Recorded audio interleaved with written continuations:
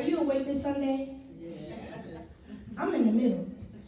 But when we have our speakers share their word, I guarantee that you will have no choice but to praise his name at the altar. If it's your first time here, feel free to go to Miss Erica and you will get a gift bag during your visit. Thank you so much for visiting Hope Nation. Now I'll turn it to my brother, our youth minister. All right. Woo!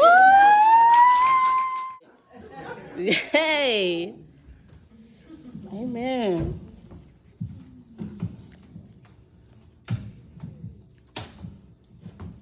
Hello, my name is Calix Smith, and today I will be your youth minister today.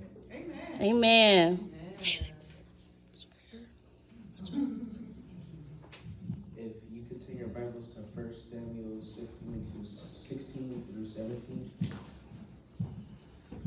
Today we'll be speaking about David and Goliath. All right.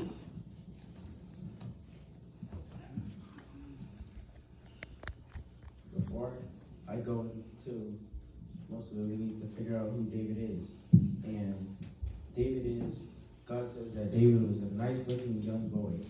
And one day, when God through Samuel was looking for the chosen one, God told Samuel that David was the one. And Samuel took the oil from the horn and anointed David in front of David's dad, Jesse, and also David's brothers.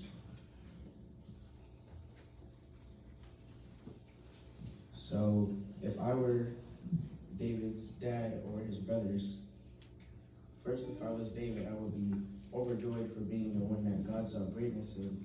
And if I was David's brothers, I would be jealous and also mad that it was not me. And in James 3:14 through 16, it says, how to overcome jealousy.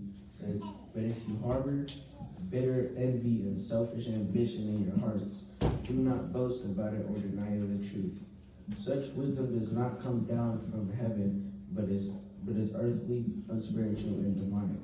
For where you have envy and selfish ambition, there you find disorder in every evil practice. All right. And we will skip to the 17th chapter in the battle with David and Goliath. For David on one side of the battlefield, 9 feet tall and weighs 125 pounds, and has a spear with the head of it weighing 15 pounds, and a man holding Goliath's shield in front of him. On the other side was David, one of Jesse's sons that had traveled to the battlefield to check on his brothers, as his dad said. And when David tried to ask a question to his brothers that were on the battlefield, shut him down, and David said, "Can I even speak?" For his brothers thought of him as only a sheep boy. David was more than a sheep boy because he has done more to protect his sheep than just herd them. David has also killed lions and bears protecting his sheep. And he said, God has protected me from the paw of the lion and the bear, and he will protect me from this giant. So his brother gave him his armor, but David did not like it because he was not used to it. So he walked around for a while and tried to be used to it, but then took it off and went to a nearby stream and grabbed 5 smooth stones and his slingshot. He came back to the battlefield where Goliath and David approached each other. And Goliath saw how handsome and good-looking David was, but also saw how tiny he was. But David was puny, but David was not afraid. So David talked and confronted the giant with no fear. Goliath said to take his shot, and David pulled out his slingshot and one of the smooth stones, aimed it at Goliath's head, and dented the stone into Goliath's head. And Goliath fell face first onto the ground with the Philistines being defeated. And something that we can learn from the story is that no matter how small or tiny or weak you are, you can do anything through the power of God.